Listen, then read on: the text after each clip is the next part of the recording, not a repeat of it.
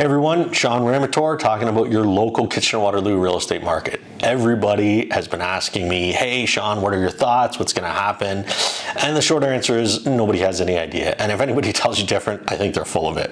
We all have an opinion, and here's mine. I think that in our area, Kitchener-Waterloo, we are setting up for it to explode once again. Everybody's been, and this is not just area specific here, but a lot of people have been sitting on cash because of inflation, because of the interest rates, and because people just couldn't afford to buy. I think that people wanted to wait, and now that they're accustomed to, let's say, the sticker shock, hey, this is what's happening with interest rates. Okay, I know where it is, this is what it is, now I can prepare for it, now I can plan for it. So I think that the fundamental problem hasn't been solved. We still have a ton of buyers that are looking for places and not enough housing. I know we hear all the pundits saying, hey, we're going to solve this problem, but how? You can't build housing overnight. And the other thing is they're saying, hey, the prices are going to come down. Well, how are the prices going to come down if farmers aren't selling their land for cheaper, if material isn't going down, and if labor costs are going up? I think the other distinction that we need to make is the difference between resale and new builds pre-construction, because you will see, and you have seen, and where we've seen the most pullback is on the resale side of things, and those might be people that had to sell. They bought earlier and now they're closing, they can't carry multiple properties, so they have to sell.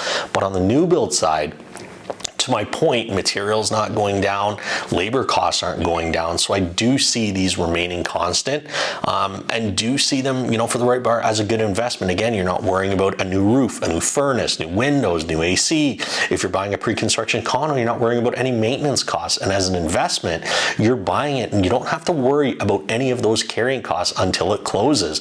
And also, you're putting down a nominal amount of, let's say, 5 or 10% on the purchase price, but you're also seeing appreciation on the entire asset, whether that's 4, 5, 6, 700,000, even at a rate of 3, 4, 5%, it's definitely going to be more than the interest rate you're paying on, let's say, that home equity line of credit you took out to put down as a down payment.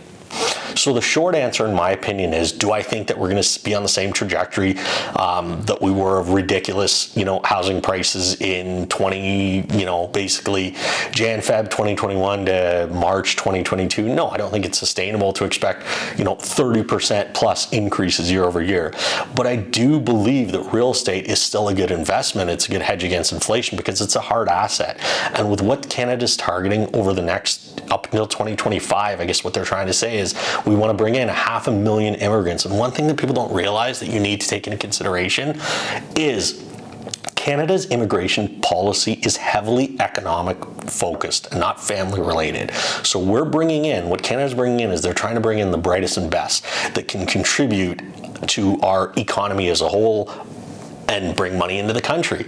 So this is where I think, things are going. Again, nobody has a crystal ball, but I think if you're, if you're sitting on money and if you're looking to buy, trying to time the market and expect that things are going to crash, I wouldn't hedge my money against that or on that, because just nobody knows. And again, when I look at the fundamentals, and the reason, which I listed earlier, is that I just don't see prices going down. Do I see them continuing to rise at 35%? No, I don't think that's sustainable. But do I think it's an opportunity for the right person? Definitely. So what I would say is you reach out to me and let me know in the comments what you guys think of what I had to say. This is a conversation. I'd love to hear it, from my boots on the ground to what your point of view is, and we can talk. All right, we'll talk to you later.